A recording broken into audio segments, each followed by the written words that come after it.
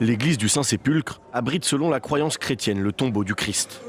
C'est ici qu'est traditionnellement célébrée la messe du dimanche des Rameaux à Jérusalem, qui marque le début de la Semaine Sainte.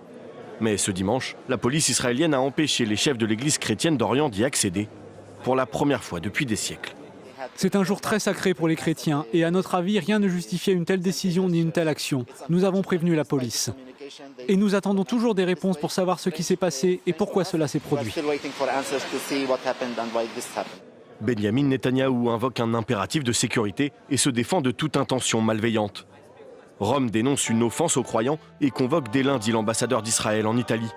Emmanuel Macron a également réagi et rappelle que la liberté de culte pour toutes les religions doit être garantie à Jérusalem. Habituellement, des dizaines de milliers de chrétiens venus du monde entier descendent du mont des Oliviers vers la vieille ville de Jérusalem. Mais cette année, la procession a été annulée. Les magasins sont fermés et les rues sont pratiquement désertes.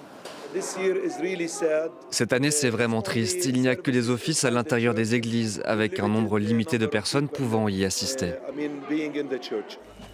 De Damas à Gaza, des milliers de fidèles chrétiens tentent, tant bien que mal, de célébrer le début de la Semaine Sainte.